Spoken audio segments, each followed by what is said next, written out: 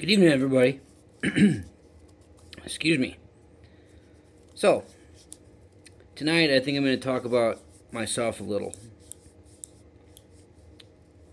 So, I've been coming on here and I've been talking a lot about relationships, and I've been talking a lot about how to identify certain things within a dynamic or of the like. Okay? So, I'm going to talk a little bit about my relationships from my life. Okay? Now, currently to date, as of today, I do not have anybody special in my life. Single as a Pringle. Army of one, right? So,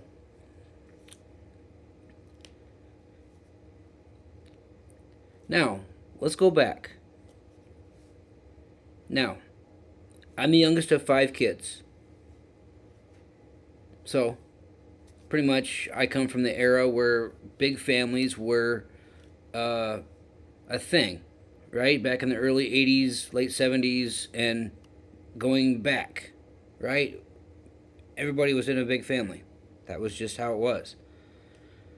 Now, coming forward from the early 80s, the big families kind of died off because there wasn't really a need for big families, right?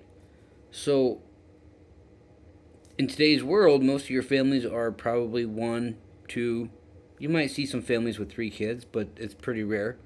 It's mostly 1, 2 kids, right? And so, as I look back from when I was a kid, right? That's where a lot of the turmoil and a lot of the chaos kind of presented itself. Because when you come from a big family, when you come from a family of 5 especially, right? That's a pretty big family. Today, that's unheard of. Today, seeing 4 or 5 kids is completely unheard of. Um, there's a lot of being left under the table. There's a lot of being left out of things. There's a lot of just kind of being shifted to the side, kind of thing, right? Especially in a family where you're seeing a lot of hand-me-downs and you're seeing a lot of uh, stuff where your mom is making it, kind of thing. Because back in those days, our mom actually still made Afghans, and she still made blankets, and she still made various items that we would use around the house. Because back in those days and prior, like your family, your grandma, your mom, whatever, they would make a lot of the basic stuff that you would use in the home, right? A lot of your blankets, your sweaters, your clothes. A lot of that was homemade. Now, coming forward, you don't have a lot of that. You can just go to the store and buy it, right? But for me, in my house, uh, I got a lot of hand-me-down stuff, right? There was a lot of keep me to the sidelines, like I said. A lot of this, me kind of being heard and not seen, or seen and not heard, depending on how you want to look at it. I got bullied a lot. Of course, older siblings, right? They're always picking on you, and kind of treating you like you are not one of the crew, when, but when in fact you really are. Um, I've heard a lot of talk about certain things from my childhood, but I can't confirm or deny it, so I won't even talk about it, kind of thing. Because if you don't know it, don't talk about it. Um,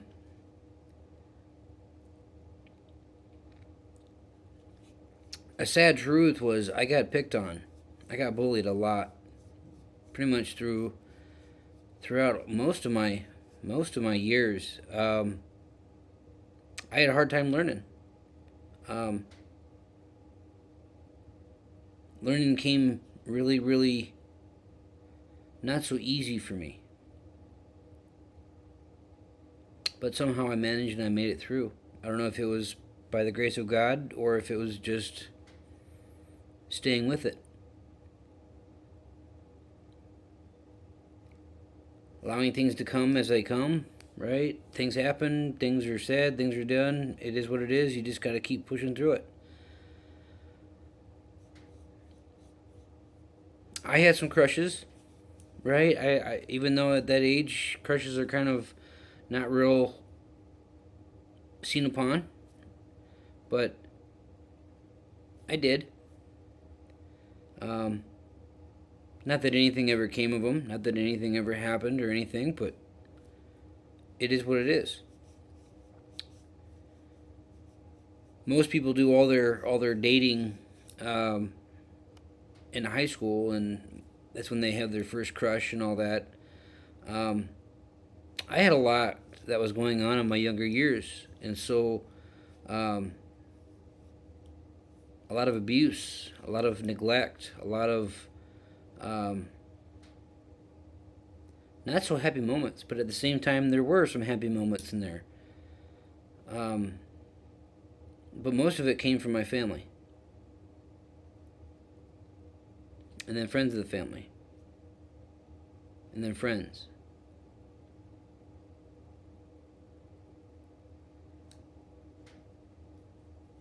So for me, family is my number one thing. For me, like loyalty and respect and everything of that is like number one for me. Because in my life, I didn't have a whole lot of that, even though I came from a big family. You'd figure that all my support and all my guidance and everything would come from those that I live with. But it didn't. Most of it came from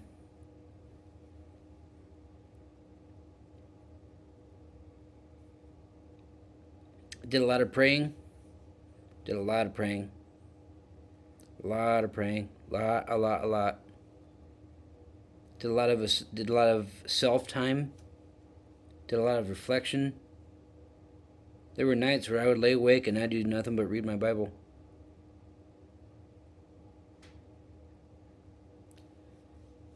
So what I'm saying here is relationships mean everything to me. Because going through my life, I didn't really have anything that I could actually fall back on. Actually, people that I could actually depend on for the more important time of my life. Because when you're a kid, especially when you're about 5, that's when your brain is like a sponge and you start picking up on every damn thing you could possibly imagine. Right? Good things, bad things. When you're 5 and up, that's when your brain is just like a constant Rolodex. And you just hope that you have people that are around that can guide you on a good path. Once again, I didn't really have that.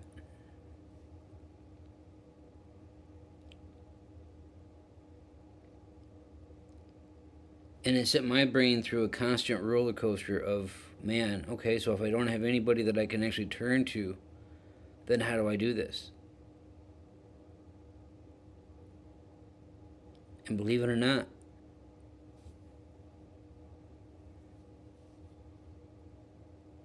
he's been my most loyalist friend for as long as I can remember. He's been the one relationship that I could always turn to.